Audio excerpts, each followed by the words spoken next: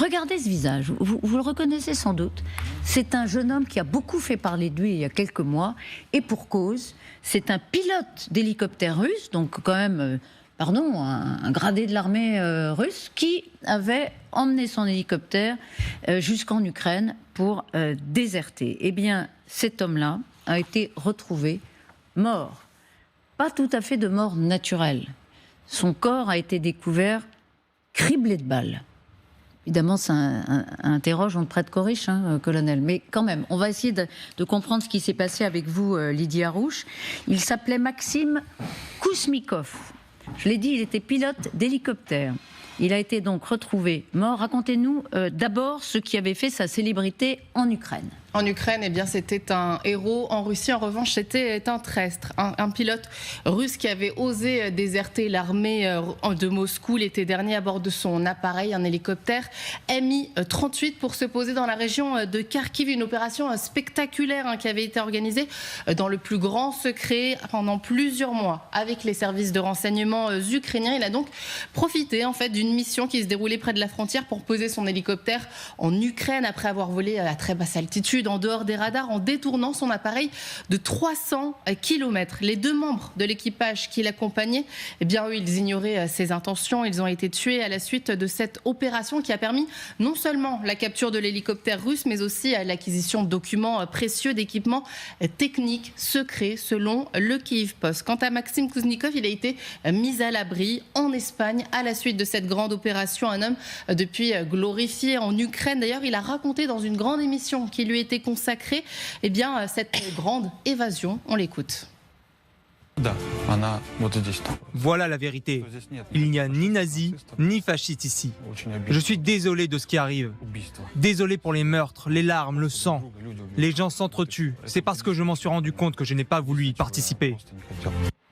Voilà, lui qui appelait les Russes à déserter de nouveau, eux aussi. Alors cet homme considéré comme un traître par le Kremlin est-il la nouvelle victime de Vladimir Poutine? C'est aujourd'hui la question que l'on peut se poser. Il a donc été retrouvé mort en Espagne il y a une semaine dans des circonstances assez étranges et depuis ces versions contre versions. Alors que sait-on précisément de cette mort confirmée par Kiev? Oui, c'est ça l'information. Elle a été donnée hier. Sa mort qui a eu lieu il y a une semaine avant d'être confirmée, voilà, par une source également militaire ukrainienne. Retrouvé mort, le corps criblé de balles, au moins 5 balles, quand d'autres en évoquent une douzaine, à Villarrosa, vous le voyez, sur la côte méditerranéenne espagnole. Les services secrets ukrainiens pensent qu'il a été en fait retrouvé par les Russes après avoir contacté sa compagne, l'avoir invité à le rejoindre en Espagne. Regardez ce qui se passait à la télévision russe il y a encore quelques semaines sur la première chaîne. Les soldats ne s'en cachaient pas, ils avaient l'intention de le retrouver. Kouzminov est un traître à la patrie, un charognard et un corrompu. Nous trouverons cet homme et nous le punirons avec toute la rigueur de la loi de notre État pour trahison. Kouzminov ne vivra pas assez longtemps pour voir son procès.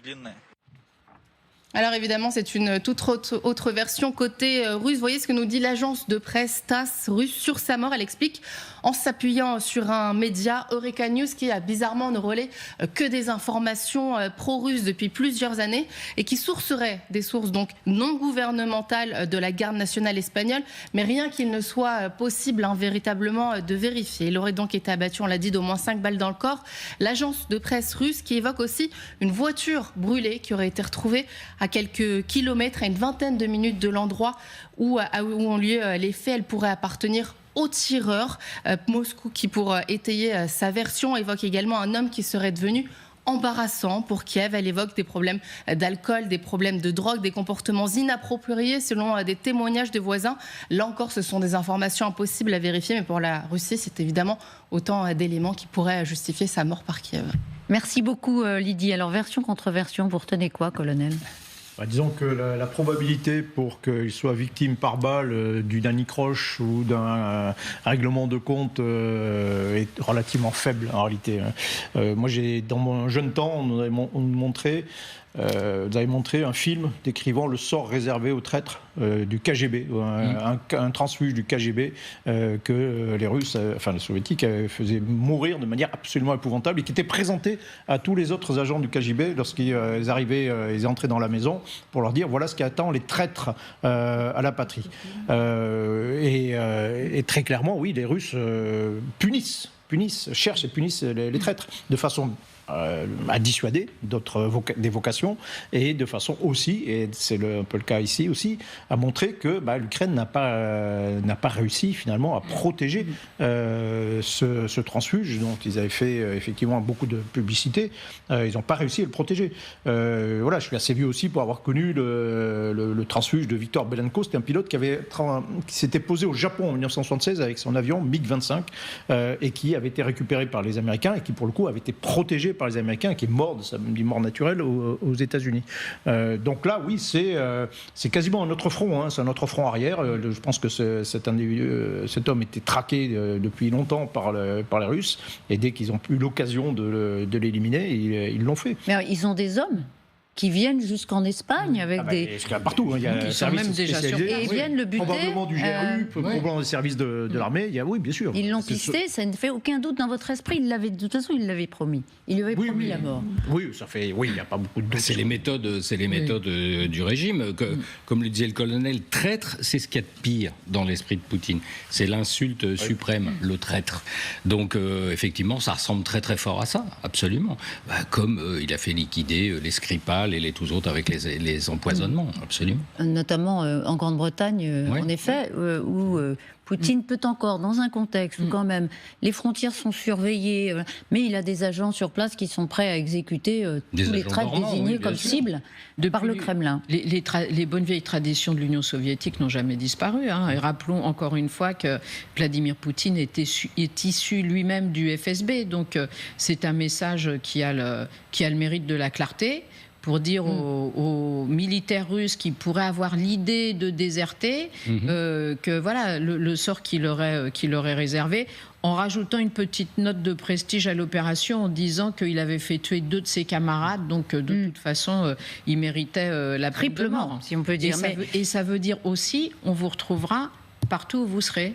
Et les Ukrainiens, en effet, ne sont pas capables d'assurer votre protection. Voilà. C'est un coup dur à ce titre-là ou pas? Oui, pour Kiev, c'est pas une très bonne nouvelle parce que, en effet, ils avaient mis sur place, ils ont mis sur pied, les Ukrainiens, tout un système. Vous savez, cette ligne spéciale réservée justement aux militaires russes, où on leur disait appelez et on se débrouillera à la fois pour vous récupérer, premièrement, mais ensuite pour construire une espèce de légende qui permettra de dire que vous n'êtes pas des traîtres, mais que c'est nous qui vous avons fait prisonniers. Et après, on garantira votre sécurité.